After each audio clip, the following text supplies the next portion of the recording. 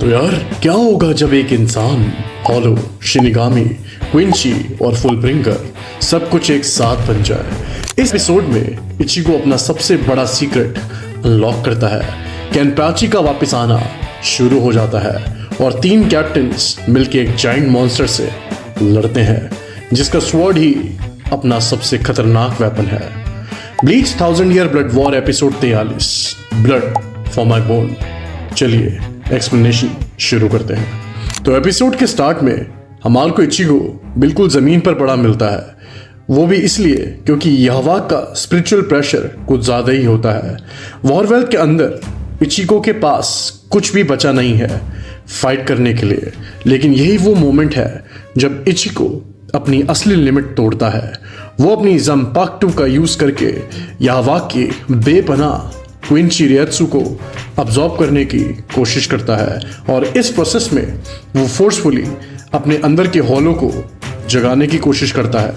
उसकी blade flicker करके white होने लगती है। यह है फैंस का मोस्ट अवेटेड ट्रांसफॉर्मेशन, जिसे कहा जाता है हॉर्न ऑफ सैल्वेशन। लेकिन असली ट्विस्ट अब आता है जब यहवा एक मैसिव अटैक लॉन्च करता है। तब ओरिही में अपने सेंटन किसान एक्टिवेट करके इचिगो को बचाती है। वो कंफ्यूज होके पूछती है कि आखिर इचिगो का प्लान क्या है। तो इचिगो बताता है कि वो जानबूझकर यहवा की पावर अपने अंदर खींच रहा है ताकि अपना हॉलोसाइड फोर्स एक्टिवेट कर सके। ये एक छोटा सा मोमेंट है लेकिन बहुत पावरफुल है, क्योंकि ओरिही में बिना फुली समझे इचिगो पे ब्लाइंड ट्रस्ट करती है।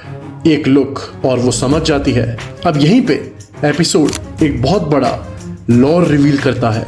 यहवा इचिगो को बताता है कि असल में सब कुछ इचिबे होयोसुबे के डिजाइन के हिसाब से हो रहा है।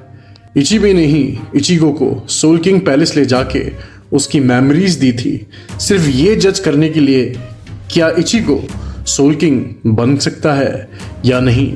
सोचिए, इचिगो जिसको हमने एक नॉर्मल हाई स्कूलर के रूप में देखा था, वही अब लिटरल यूनिवर्स का रिप्लेसमेंट किंग बनने के लिए टेस्ट हो रहा है। यहवा आगे बोलता है कि इचिगो एक मिरेकल है। ह्यूमन, शिनिगामी, हॉलो, फुलब्रिंगर और क्विंची, 5 अलग पावर्स एक ही बॉडी में।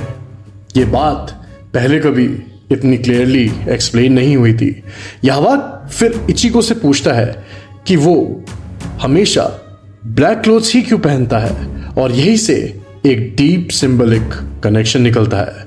वहीं दूसरी तरफ हाशवल्थ ओरियो को एक्सप्लेन करता है कि ब्लैक असल में केओस का कलर है और केओस ही सोल किंग की असली रिएत्सु है जो कंट्रोल में रखी जाती है इचिबे के थ्रू। मतलब ब्लैक जो कलरलेस है वही सोल किंग की पावर का सिंबल है। ये एक छोटा डायलॉग लगता है, लेकिन ब्लीच की प्लॉट स्टोरी के लिए एक बहुत ही महत्वपूर्ण बात है। और यही एपिसोड एक बहुत बड़ा सीक्रेट रिवील करता है। इचिबे का प्लान सिर्फ यहवा को हराना नहीं है, उसका रियल प्लान है यहवा के डिफीट के बाद इचिगो को नया सोल किंग बनाना, ताकि 3 worlds, soul society, human world और यूको मुंडो कोलैप्स ना हो। यहवा ये जानबूझकर इचिगो को बताता है क्योंकि वो जानता है कि अगर इचिगो सोल किंग बना तो उसकी अपनी लाइफ इफेक्टिवली खत्म हो जाएगी। यहवा का गोल है इचिगो को डाउट में डालना, उसकी रिजॉल्व तोड़ना। लेकिन इचिगो बीइंग इचिगो बिल्कुल डरा नहीं होता। उसका सिर्फ एक ही रिएक्शन होता है, वो कहता है मुझे मतलब नहीं कि फ्यूचर में मेरे साथ क्या हो। उसका तो मेन गोल है कि वो यहवा को रोकना चाहता है और वो दुनिया को बचाना चाहता है। वो फुल पावर से एक गेत्सुगा टेंचो फायर करता है डायरेक्ट यहवा पे, लेकिन जो अगले मोमेंट होता है उसने पूरा बैटल चेंज कर दिया होता है। यहवा की डार्कनेस उस अटैक को बिना किसी डैमेज के अब्जॉर्ब कर लेती है। यहवा हंस के कहता है कि इचिगो इंस्टिंक्टिवली सब कुछ समझता है, इसलिए ही वो हेजिटेट करता है उसे मारने में। इसी वक्त नीचे ओरियो और हाशवत का भी फाइट पैरेलल चल रहा होता है और उनका कॉन्वर्जेशन भी उतना ही इम्पोर्टेंट है जितना इचिगो और यहवा का। हार्शफील्ड रिवील करता है कि वो याहवाक का दूसरा हाफ होने की वजह से द ऑलमाइटी को अपने हिसाब से वील्ड कर सकता है। जब वो उससे बोरो करता है, ये फ्यूचर साइड पावर है जो उरियो को कंटिन्यूसली एक स्टेप पीछे खदेड़ती है। हार्शफील्ड उरियो से पूछता है कि क्या उसे पता है कि इस विक्ट्री की असली प्राइस क्या होगी। मतलब सोल किंग की एब्सेंस का मतलब है कि अगर याहवाक हार भी गया तो वर्ल्ड को बचाने का कोई और तरीका ढूंढना ही पड़ेगा।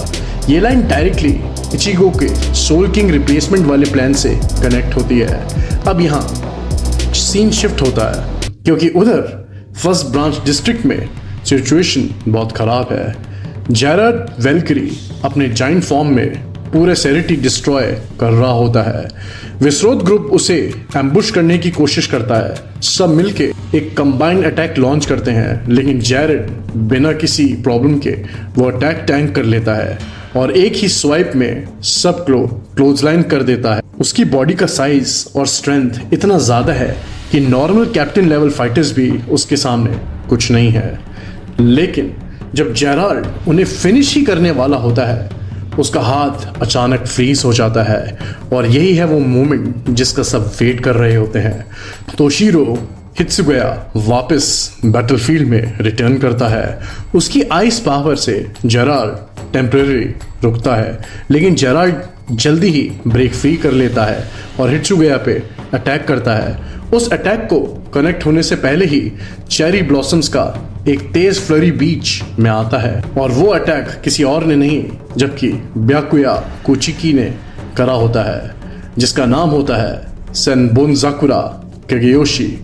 दोनों कैप्टन्स अपनी फुल पावर लगाते हैं, लेकिन जेराल्ड के अगेंस्ट उनकी एनर्जी भी ड्रेन होने लगती है। ऐसा लगता है कि दोनों कैप्टन्स भी इस जाइंट के लिए काफ़ी नहीं है और एग्जैक्टली उसी वक्त सबसे ड्रामेटिक एंट्रेंस होती है और वो एंट्रेंस किसी और की नहीं जबकि सबसे शक्तिशाली केनपाची ज़राकी की होती है। बिना किसी से परमिशन मांगे बिल्कुल अपने क्लासिक अंदाज में वो सीधा जेराल्ड का हाथ काट देता है, लेकिन जेराल्ड का रिजनरेशन इतना फास्ट है कि उसका हाथ वापस ग्रो हो जाता है। अब यहाँ पर जेराल्ड का एक सीक्रेट रिवील होता है। उसकी जो स्वॉर्ड होती है जिसका नाम होता है होफनंग, जब तीनों कैप्टन्स मिलके उसकी स्वॉर्ड को तोड़ने की कोशिश करते हैं तब उन्हें पता चलता है कि उस स्वॉर्ड को डैमेज करने का रिजल्ट उल्टा उन्हीं को भुगतना पड़ता है। मतलब जब भी वो उसके होफनंग को चोट पहुंचाते हैं, खुद उन्हीं को वही कट लगने लग जाते हैं। ये एक जेन्युइनली डेंजरस एबिलिटी है क्योंकि नॉर्मल ऑफेंस भी सेल्फ हार्म बन जाता है। एपिसोड का एंडिंग मैसिव क्लिफ हैंगर पे होता है। तीनों कैप्टन्स हित्सुगया, ब्याकुया और केनपाची एक साथ खड़े हैं और उनके सामने खड़ा है टावरिंग जाइंट जेरार्ड वेल्करी पूरी ताकत के साथ। कोई भी फाइट इस एपिसोड में कंक्लूड नहीं होती, ना इचिगो वर्सेस याहवाक, ना कैप्टन्स वर्सेस जेरार्ड। दोनों बिगेस्ट कन्फ्रंटेशंस अपने पीक टेंशन पे रुकते हैं और इसके बाद एपिसोड खत्म हो जाता है। तो यार, अगर आज के एपिसोड की एक्सप्लेनेशन तुम्हें पसंद आई हो तो चैनल को लाइक करना, सब्सक्राइब करना और हाँ, कमेंट में ये जरूर बताना कि तुम्हें क्या लगता है, क्या होलो सैल्वेशन फॉर्म इचिगो की सबसे बेस्ट फॉर्म है। अगर नहीं तो मुझे बताना कि तुम्हारी फेवरेट कौन सी फॉर्म है, और अगर है तो वो भी मुझे कमेंट में बता देना। और हाँ, इस भाई को मत भूल जाना यार।